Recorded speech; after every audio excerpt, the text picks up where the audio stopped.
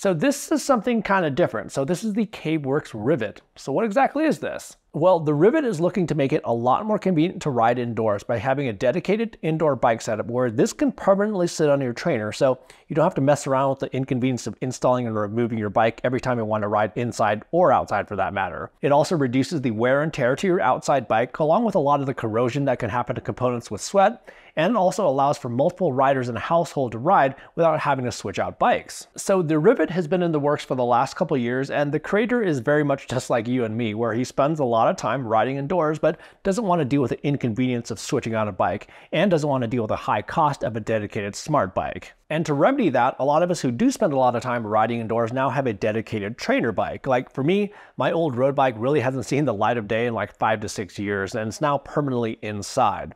And the question may be, why would you want something like this versus maybe one of your old road bikes, or possibly even going out to Craigslist and getting a used bike? That's something that we'll definitely talk about in this video. But the other thing that we're going to get into this video is how the Rivet compares to the new Zwift Ride. And the Rivet and the Ride actually share a lot of similarities, especially in the sense of offering that solution for a more permanent indoor riding setup. And there are reasons to get one over the other, but a couple interesting things to note about the Rivet is that this can actually work with all cycling apps depending on the setup, not just Zwift. And also the fact that the Rivet is also Kicker Climb and Elite Riser compatible. The Rivet frame itself is a custom designed steel frame where it's able to accommodate riders from 4'10" to 6'6". So this is where it's going to be a really great solution for a household where more than one person rides indoors, where each rider just has to adjust the seat post and handlebars to their liking, and then away they go. And this particular frame that I've been riding is basically their last prototype before they go into actual production, and pretty much everything here is going to be everything that you'd expect when they start shipping in October. There are going to be some small tweaks here and there for like some increased trainer compatibility, but this is pretty much what you're going to expect. And the Rivet frame also uses traditional components. So it has 142mm through axle in the rear. So this will fit basically any modern smart trainer. It uses a traditional 30.9mm seat post. It has a 68mm threaded bottom bracket. It uses a traditional handlebar, and it also has a 12x110mm front axle, which makes it so it can be used with a Kicker Climb or other gradient simulator. The only part of this whole solution that's not off the shelf, other than the frame of course, is this stem portion right here, where they wanted to offer something that will allow for some fore and aft movement without you actually having to switch out a stem. So this portion right here basically easily adjusts to add 120mm of fore and aft movement with this very convenient little knob, in addition to the head tube right here, which adjusts height but also does affect the reach. And on the front of the Rivet, it sits on the ground with 2 feet, so this is going to be incredibly stable and it's not going anywhere. The standard feet that they are including with the Rivet are meant to work with bike trainers that don't require a front wheel block, like let's say Wahoo's trainers, but they're also going to be offering some spacer kits for trainers that do require a front wheel block, like let's say an Elite trainer or a Tax trainer. And another rather unique thing about the Rivet is that it's also Kicker Climb and Elite Riser compatible with a 12x110mm front through axle, and the climb or the riser just works like any other bike at that point. Now, when it comes to compatibility, this is actually one of the big highlights of the Rivet since it uses traditional components, so there's many ways that you can get this set up. So the particular setup that I've been testing is their all-in-one single gear setup, which is meant to be a totally plug-and-play solution with Zwift and their virtual shifting.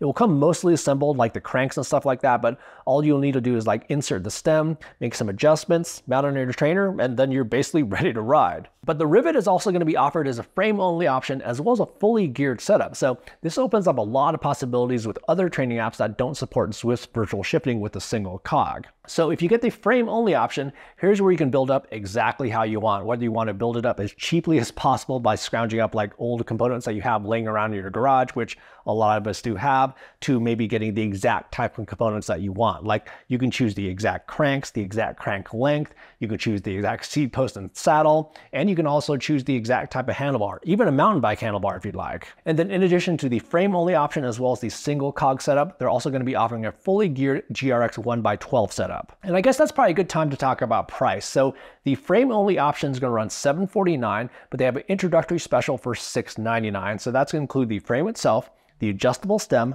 both front and rear through axles, the UDH derailleur hanger, as well as a seat post clamp, and I believe this front clamp as well. And then from there, you can do whatever you want. You can go as cheap as possible, or you can go full on if you'd like. And then the next option is going to be a complete single speed setup like I have right here that's meant to work with Zwift virtual shifting. So that's going to include the frame, the cranks, the bottom bracket, the chain tensioner as well as the chain, seat post and saddle, the adjustable stem, dummy brake levers, as well as this handlebar. And this is actually a pretty nice handlebar where it has a little bit of flair to it, and it's also flat on the top for comfort. Oh, and then one more thing is that it also does come already pre-wrapped with bar tape. The only thing that you need to bring to the party with the single speed option is a bike trainer that's going to be Zwift virtual shifting compatible, along with a Zwift Click or Zwift Play controllers. But you actually don't need the Zwift cog for Zwift's virtual shifting. In fact, if you already have a cassette mounted on your trainer, I'd actually just recommend using that and just finding the cog that has the best chain line. But I do want to mention that the cranks that Caveworks uses, it doesn't actually have the most ideal chain line with the Zwift cog specifically.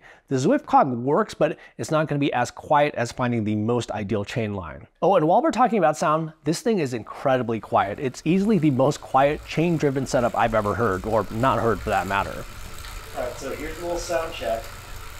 I'm not talking loud at all. I'm at a low volume for the most part here. And this thing is ridiculously quiet. Increase the speed. I mean, again, I'm not talking loud at all right now. So all you're really going to hear is the freewheeling from whatever trainer that you have. The chain tensioner that they're using here, extremely smooth.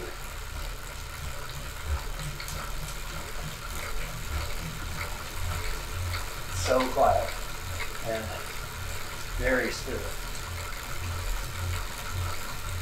And I also do find it to be slightly quieter than the Zwift Ride, where the Zwift Ride is quiet, but there's a little bit of sound that actually comes off the plastic components on the cog as well as the Ride's chain tensioner. Sorry, and I kind of got sidetracked on sound there for a little bit, but now we need to loop back on price. So the single speed option runs $999, but they have an introductory special for $949. And this is probably the best time to bring up how the Rivet compares to the Zwift Ride. So the Zwift Ride runs $1299, but that includes a Kicker Core trainer.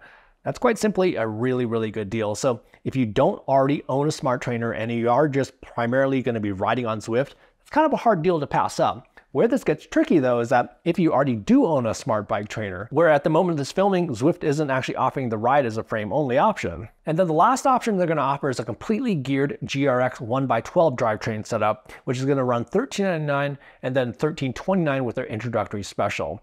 Honestly, this is the option where I'm not sure it makes as much sense, because once you start to add that along with the price of a smart bike trainer, that starts to get into like dedicated smart bike territory. However, on the flip side, I see the Rivet as well as the Zwift Ride really being the future of indoor cycling and not really dedicated smart bikes. Dedicated smart bikes are expensive, they're heavy, and if something goes wrong, it's really hard to repair. With the Rivet as well as the Ride, they're all just modular, so if something does go wrong, it's usually something just kind of small. So I think the Rivet's going to be a really good and very flexible solution for a lot of people out there, but there are a couple things I did want to point out. So first off is that the Rivet isn't currently Kicker Move compatible, at least without the Kicker Climb, but they are looking into possibly having an accessory of some sort which would allow the Rivet to move forward and backward. And then the other thing to be aware of is going to be on their fully geared options, where it's going to come in just a 48-tooth chainring. The 48-tooth chainring, that's larger than what I would really like to see on a fully geared setup, where that's going to be simply a bit too steep for some of the really steep climbs and some trainer apps. You can sort of get around this with the trainer difficulty settings in some apps, but I just prefer to see something a little bit more middle of the road for a chainring size. And then one more thing is that accuracy actually can matter at higher flywheel speeds with really, really large chain rings, but this isn't necessarily like a 52 chainring or something like that. So accuracy probably really isn't too big a concern with this size chainring. And then another thing to note that I did bring up earlier is the chain line, where this particular crank doesn't necessarily have the ideal chain line with a Zwift cog if you're thinking about using those together. But again, I would just recommend just using like your particular cassette that you already have installed on your trainer and just finding the best chain line. With a double crank, you actually do have the option of the smaller chainring, which actually does work better with the Zwift cog. And I think the biggest question with the Rivet really is going to be how it compares to the Zwift Ride, because those are kind of the closest competitors, at least at this point in time.